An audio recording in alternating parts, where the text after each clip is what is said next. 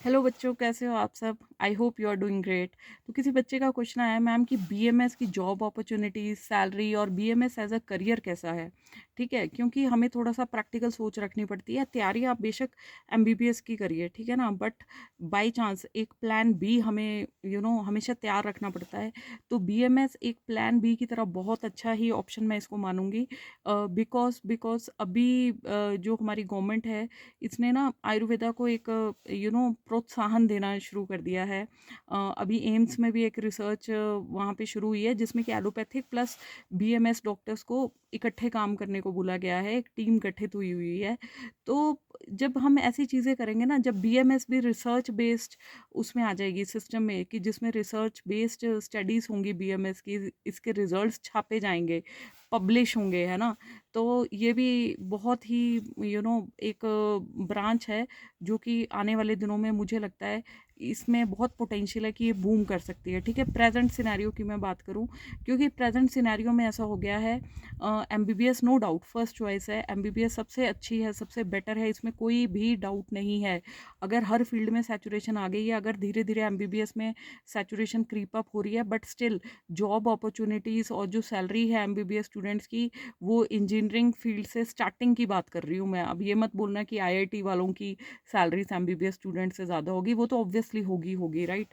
Because जब भी saturation creep in करती है तो बहुत सारे फैक्टर्स देखे जाते हैं, but anyways let's stick to BMS.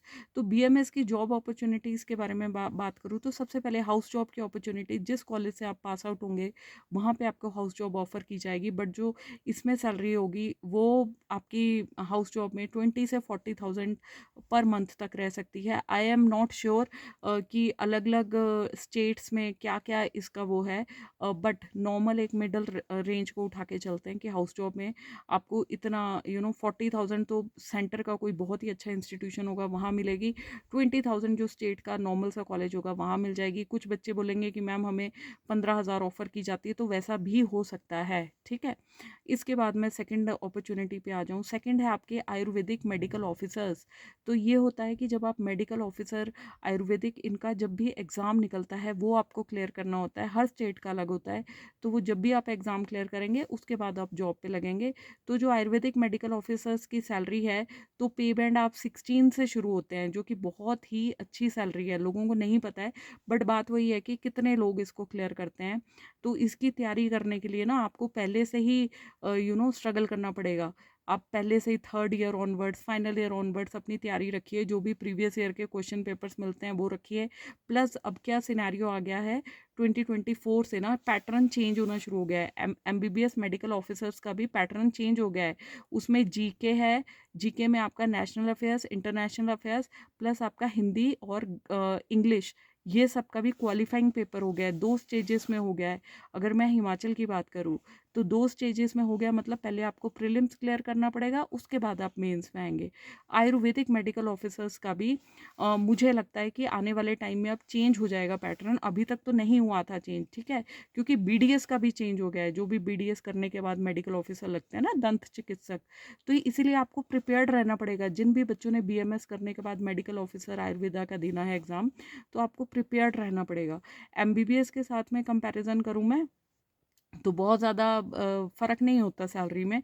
But ये ज़रूर है कि आप ऐसा नहीं रहता है कि मतलब मार धाड़ पड़ी होती है, कि आपके पास रश बहुत रहता है। कुछ आयुर्वेदिक हॉस्पिटल्स में मैं मानती हूँ रश रहता है, बट इतना ज़्यादा अभी नहीं है। अभी धीरे धीरे शॉर्टफॉल, मैं बोलूँगी कि लोग अब स्विच ओवर करना भी शुरू हो गए हैं एमबीबीएस से।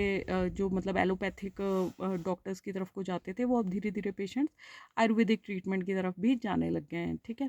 और इसके साथ ही मैं आप ऑप्शन, तीसरी ऑप्शन क्या है आपके पास बीएमएस के बाद ना, रेजिडेंट नाइट डॉक्टर्स, ठीक है, इमरजेंसी रेजिडेंट डॉक्टर्स, इनकी एक पोस्ट रहती है मल्टी नेशनल हॉस्पिटल्स, जो कि बड़े बड़े हो गए आपके, जैसे जो भी आपके ये मेट्रो सिटीज़ है ना, चंडीगढ़ हो गया, दिल्ली हो गया, आपका मोहाली हो गया, या फिर बैंगलोर, कहीं पे भी चले जाइए आप, है ना?